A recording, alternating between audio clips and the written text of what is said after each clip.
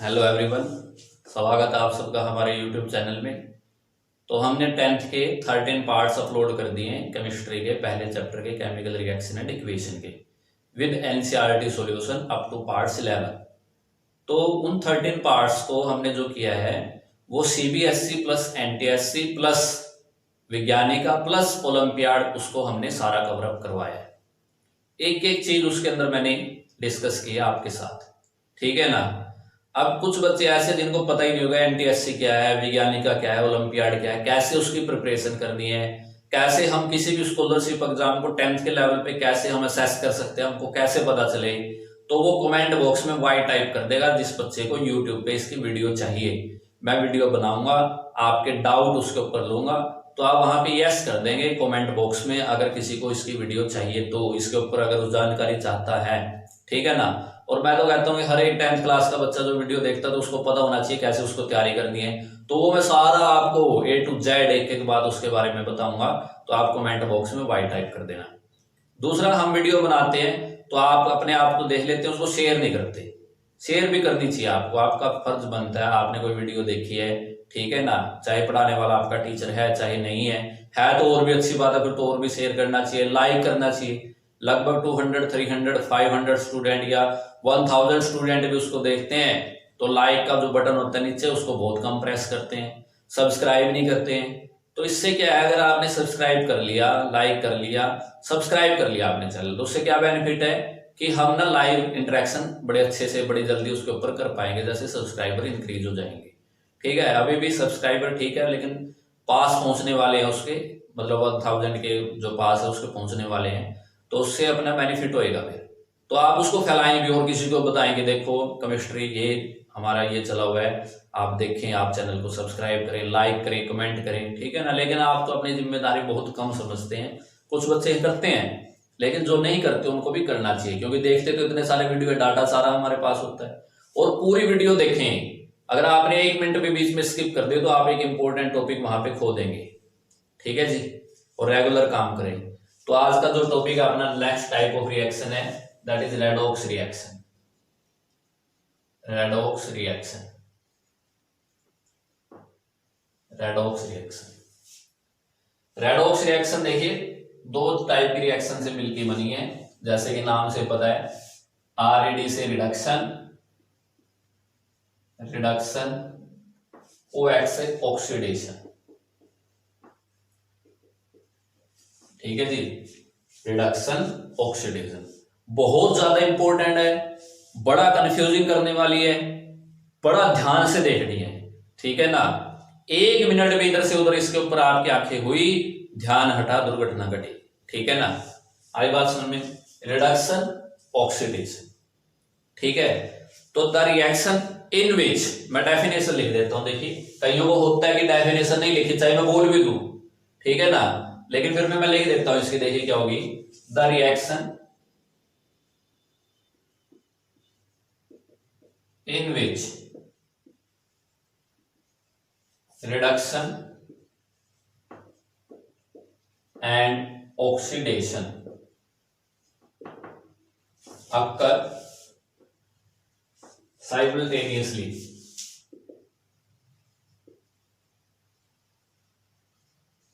या at a time भी कह सकते हैं इसको, at a time. The reaction in which reduction and oxidation occur simultaneously या at a time is known as redox reaction, redox reaction, ठीक है। तो इनका एग्जांपल मैं आगे कराऊंगा। एग्जांपल के लिए आप स्पेस, यहाँ पे अपना जो स्पेस है वो लेफ्ट कर देंगे, वो स्पेस में आगे आपको करवाऊंगा इसका, ठीक है ना। जो कि एक्शन है वो आगे करवाऊंगा। ये डेफिनेशन लिखने के बाद आप यहाँ पे स्पेस छोड़ देंगे। तो देखिए पहले रिडक्शन को समझते हैं, रिडक्शन किसको कहेंगे, ऑक्सीडेशन किसको कहेंगे, ठीक है। अगर आपको ये क्लियर हो गया रिडक्शन क्या है, ऑक्सीडेशन क्या है, तो फिर आप समझ जाएंगे कि ये रेडॉक्स रिएक्शन है। तो देखिए क्या होगा, फिर हम क्या करेंगे, एक लाइन लगा लेंगे यहां पे, और यहां पे फर्स्ट पॉइंट लिखेंगे रिडक्शन में क्या होता है, लॉस ऑफ ऑक्सीजन। देखिए ऐसे ही लिखना है इसको, लॉस ऑफ ऑक्सीजन को, ठीक है, ऑक्सीजन एटम, ठीक है। यहां पे क्या लिखेंगे, गेन ऑफ ऑक्सीजन, ठीक है, आई बात समझ में। दूसरा, गेन ऑफ हाइड्रोजन, यहां पे करेंगे लॉस ऑफ हाइड्रोजन। जो इसमें लॉस होगा इसमें गेन होगा, जो इसमें गेन होगा इसमें लॉस होगा। और एक इंपॉर्टेंट बात जो एनटीएससी में पूछी जाती है, गेन ऑफ इलेक्ट्रॉन, और यहां पे लॉस ऑफ इलेक्ट्रॉन। ये बात बड़ी इंपॉर्टेंट है, ये आपका भविष्य क्या करती है। आप साइंस के स्टूडेंट जब बनते हैं तो आपको ये बात से फिर इलेक्ट्रोकेमिस्ट्री, इलेक्ट्रोकेमिकल सेल, बैटरी जो आप यूज कर रहे हैं वो सब यहां से निकल के आती है, ठीक है ना। जो आप 10th क्लास में केमिस्ट्री पढ़ रहे हैं, 9th-10th क्लास में, ये आपका बीज डल चुका है, सीड, जिसको सीड बोलते हैं ना, वो सीड डल चुका है, ठीक है ना। अब जब आप +1 +2 में हो जाएंगे वो सीड अंकुरित हो जाएगा, और जब आप बीटेक, इंजीनियरिंग, डॉक्टर या कुछ और करेंगे तो वो आपका सीड पेड़ का रूप ले लेगा, ठीक है ना। और जब आप उसको करके फिर अपनी सर्विस देंगे वो आपको फ्रूट देगा। इस तरीके से लाइफ चलती है। तो यहाँ पे क्या है, गेन ऑफ इलेक्ट्रॉन और लॉस ऑफ इलेक्ट्रॉन होता है। अब एक एक करके मैं इनको समझाऊंगा आपको। तो सबसे पहले मैं बात करता हूं रिडक्शन की, ठीक है।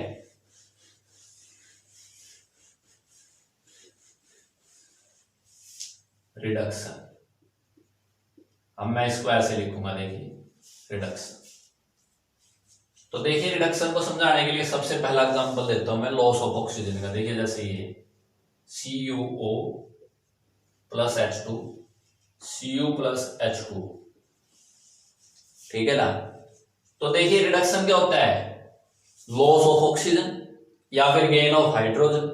तो देखिए यहां से देखना शुरू करना है, ये रिएक्टेंट है, ये प्रोडक्ट। बड़ी इंपॉर्टेंट बात बता रहा हूं मैं, अपने को रिडक्शन ऑक्सीडेशन इस साइड देखना है।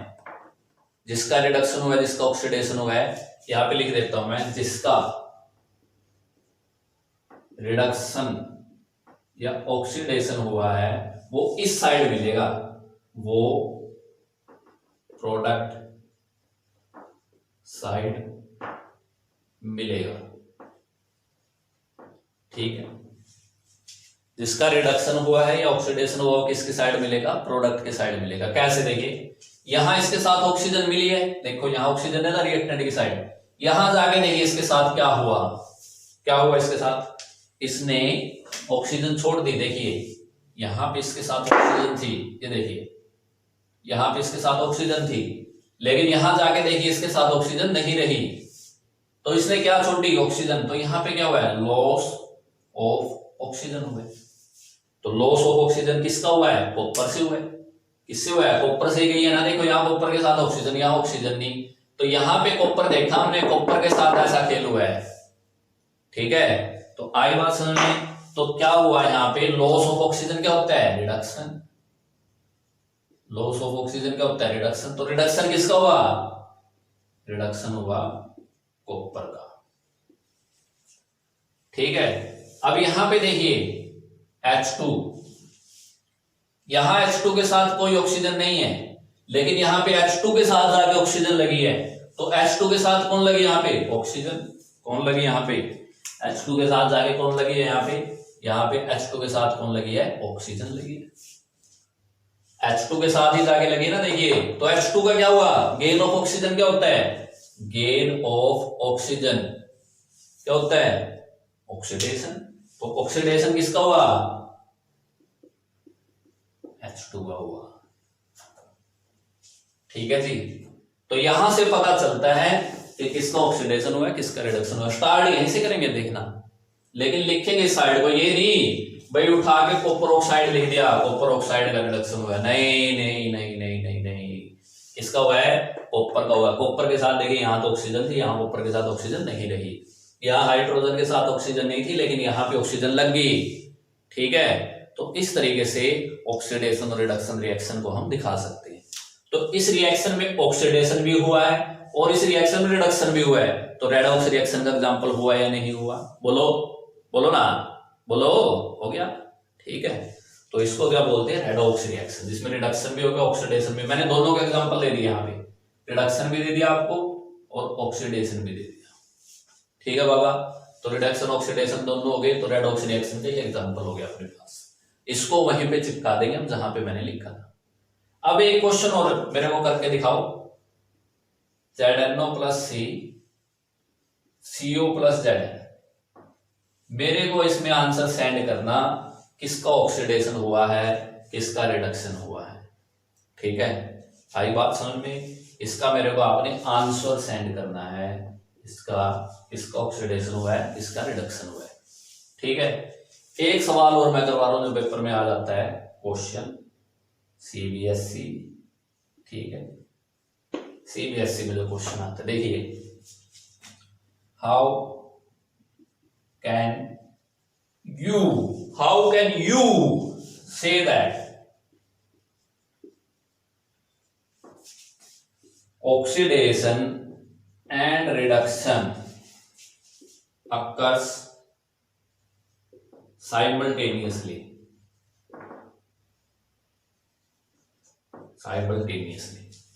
ठीक है, how can you say that oxidation and reduction occur simultaneously?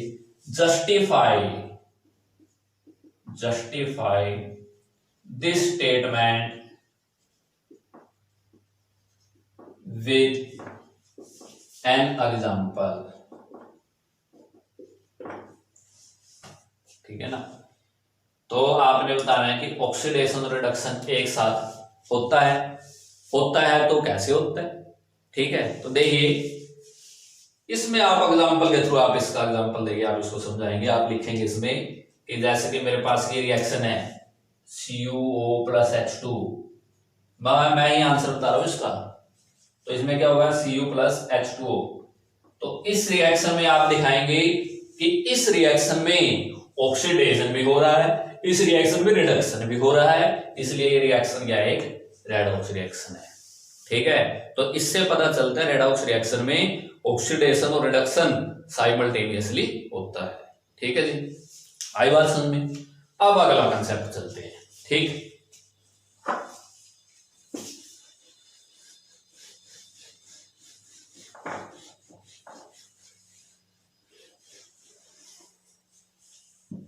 अगला कंसेप्ट चलने से पहले मैं एक और एग्जांपल डिस्कस कर लेता हूं आपके साथ। देखिएगा, जैसे मैंने ये ले लिया MnO प्लस HCl और इसको कर दिया MnCl2 प्लस H2O। तो यहां पे ये लेंगे इसको, देखिएगा बैलेंस इक्वेशन, बिल्कुल बैलेंस है। तो देखिए यहां इसके साथ ऑक्सीजन था, यहां पे ऑक्सीजन नहीं रहा, तो लॉस ऑफ ऑक्सीजन हो गया, लॉस ऑफ ऑक्सीजन। यहां पे देखिए इसके साथ कोई ऑक्सीजन नहीं है यहां पे, ठीक है, लेकिन यहां पे जाए हाइड्रोजन के साथ क्या लग गया, ऑक्सीजन लग गया। देखिए यहां भी 2H है, यहां भी 2H है, यहां भी कितने हैं, H2 ही है, बात बराबर है। कंफ्यूज मत हो जाना इसमें कि यहां तो H2 नहीं है, यहां H2 है, गलत हो गया, ऐसा नहीं है बेटा।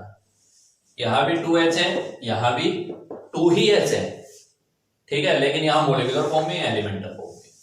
ठीक है जी, तो ये H2 है और ये भी H2। तो यहां पे देखिए इसके साथ कोई ऑक्सीजन नहीं है, लेकिन यहां पे ऑक्सीजन लगी, तो यहां पे क्या हुआ, गेन ऑफ ऑक्सीजन, GOO, ठीक है ना, GO। तो यहां पे क्या हो गया, गेन ऑफ ऑक्सीजन। और गेन ऑफ ऑक्सीजन क्या होता है, ऑक्सीडेशन। और लॉस ऑफ ऑक्सीजन क्या होता है, रिडक्शन। तो इस तरीके से भी देखना आ सकता है। ठीक है, और देखिए और एग्जांपल देख लीजिए, जैसे मैंने ये लिख दिया CaO प्लस H2, तो क्या हो गया ये Ca प्लस H2। ठीक है, तो देखिए यहां से लॉस ऑफ ऑक्सीजन हो गया और यहां पे गेन ऑफ ऑक्सीजन हो गया। ठीक है जी, तो इनको बोलते हैं ऑक्सीडेशन एंड रिडक्शन रिएक्शन। ठीक, अब इसमें एक इंपॉर्टेंट कॉन्सेप्ट आगे के लिए देखिएगा।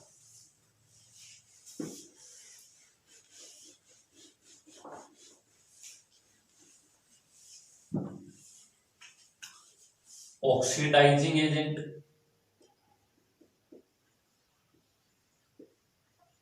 एंड रिड्यूसिंग एजेंट, ठीक है ना। ये सीबीएसई में पहचानना आ सकता है, ये एनटीएससी में आ सकता है, ठीक है ना, ये विज्ञानिका में आ सकता है, ये ओलंपियाड में आ सकता है, ठीक है ना। बड़ा इंपॉर्टेंट टॉपिक है, ठीक है, ऑक्सीडाइजिंग एंड रिड्यूसिंग एजेंट। तो इसको देखिए कैसे करेंगे अपन लोग। ऑक्सीडाइजिंग एजेंट किसको बोलेंगे? जिसका रिडक्शन हुआ होगा, जिसका रिडक्शन हुआ होगा उसको ऑक्सीडाइजिंग एजेंट बोलेंगे। लेकिन एजेंट पूरा का पूरा है तो रिडक्शन देख के पूरा का पूरा कंपाउंड हम लिखेंगे, अब एलिमेंट नहीं लिखेंगे। मेरी बात ध्यान से देखना, सुनना, समझना। रिडक्शन और ऑक्सीडेशन में हम एक सिंगल एलिमेंट देखते थे कि इसका ऑक्सीडेशन हुआ है, इसका रिडक्शन हुआ है। लेकिन ऑक्सीडाइजिंग एजेंट एक पूरा कंपाउंड है। ऑक्सीडाइजिंग एजेंट, एजेंट एक कंपाउंड है, ये भी एक कंपाउंड है। लेकिन हमेशा ही कंपाउंड ऐसा जरूरी नहीं है, लेकिन मोस्टली टाइम अगर किसी का रिडक्शन और ऑक्सीडेशन हुआ है और वहां पे कंपाउंड प्रेजेंट है तो वो पूरा लिखना पड़ेगा ऑक्सीडाइजिंग और रिड्यूसिंग एजेंट में, ये डिफरेंस है। तो जिसका रिडक्शन हुआ होगा वो ऑक्सीडाइजिंग एजेंट उल्टा है, और जिसका ऑक्सीडेशन हुआ होगा वो क्या होगा आपका रिड्यूसिंग एजेंट। जिस कंपाउंड का या जिस एलिमेंट का ऑक्सीडेशन हुआ होगा वो क्या होगा आपका पूरा ऑक्सीडाइजिंग रिड्यूसिंग एजेंट। अब समझिए, देखिए समझिए, समझने एग्जांपल से आएगा। देखो CuO plus H2, Cu plus H2।